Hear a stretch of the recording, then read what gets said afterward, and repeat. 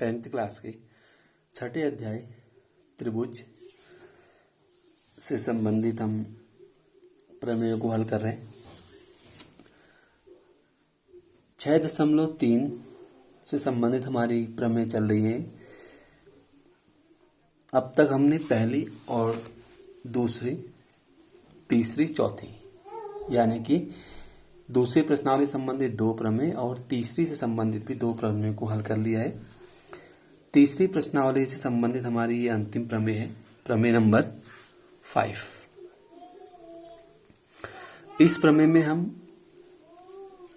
SAS समरूपता की जो कंडीशन है उसको प्रूफ करेंगे।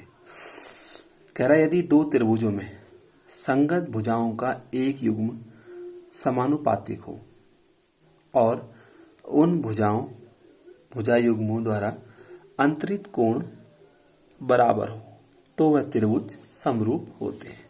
यानी कि दो साइडें और उनके बीच का एंगल बराबर है। तो दो साइड है मतलब S हो गई और उनके बीच का एंगल हो गया हमारा A। SAS प्रॉपर्टी को हमने प्रूफ करना है। अगर ऐसा है तो त्रिभुज हमारे समरूप होते हैं, इस बात को ध्यान रखेंगे।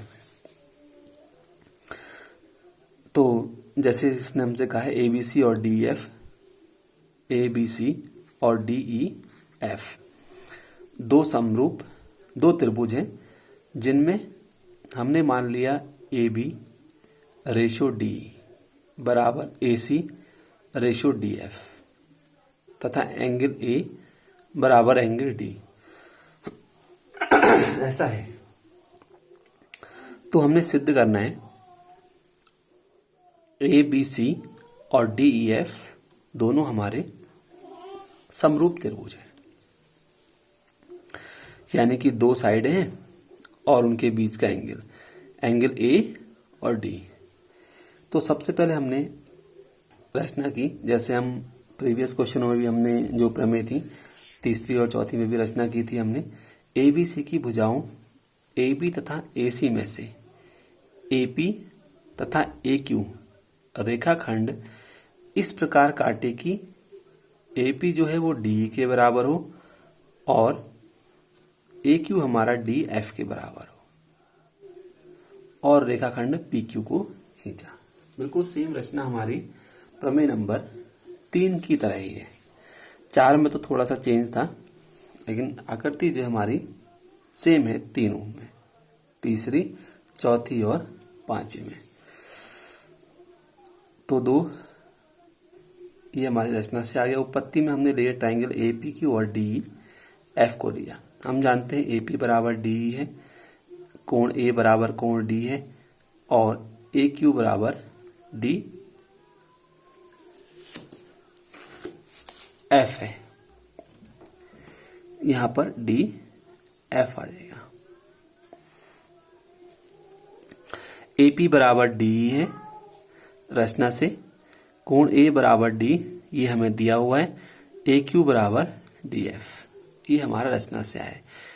तो सर्वांग समता के SAS नियम से दोनों त्रिभुज हमारे सर्वांग सम होंगे।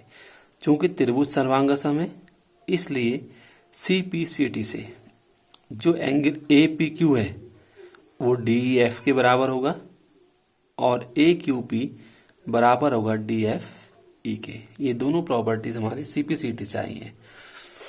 इसके बारे में हमने विस्तृत अध्ययन कक्षा 9th में किया था। CPCT में क्या होता है, corresponding parts of congruent triangles, यानी कि सर्वांगसम त्रिभुजों की जो संलग्न भुजाएं होती हैं वह और संलग्न कोण आपस में बराबर होते हैं। और ये हमें पता है AB रेशियो D बराबर AC रेशियो DF। अब क्या है हमारे पास, चूंकि DE AP के बराबर है और DF AQ के बराबर है तो DE की जगह हमने AP लगा दिया और DF की जगह लगा दिया हमने AQ। अब क्या है देखो, AB रेशो DE ये हमने लिखा था, AB रेशो DE बराबर AC जो AC रेशो DF ये हमें गिवन कंडीशन थी।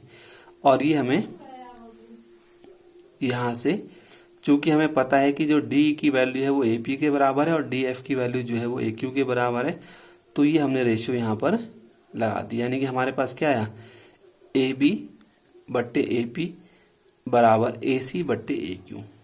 यानी कि भुजाएं आनुपातिक हैं। भुजाएं आनुपातिक होंगी, इसका मतलब AQ जो PQ है वो BC के पैरेलल होगा।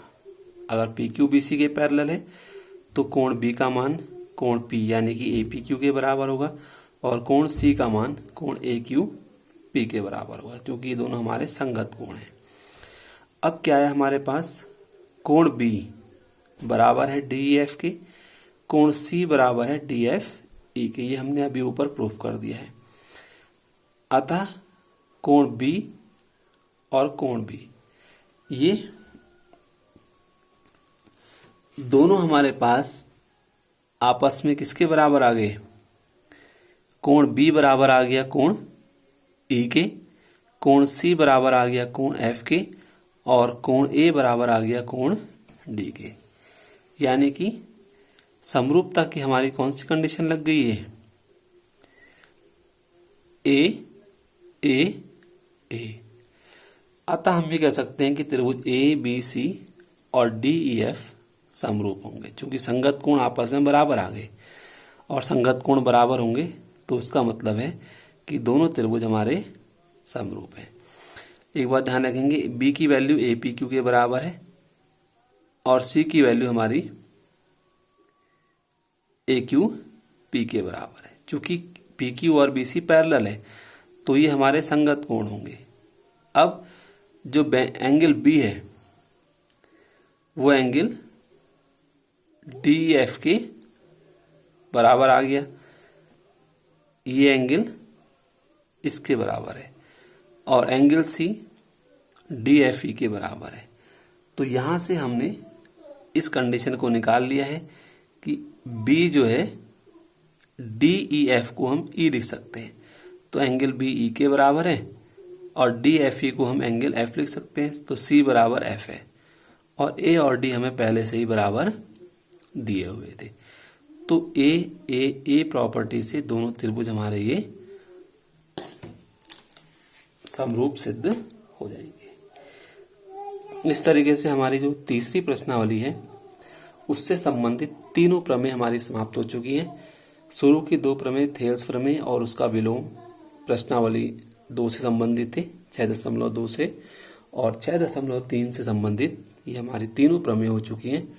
अब हम इसकी प्रश्नावली 6.3 को हल करेंगे, जिसमें इन तीनों प्रमेय के साथ साथ थेल्स प्रमेय और उसके विलोम का प्रयोग भी होगा।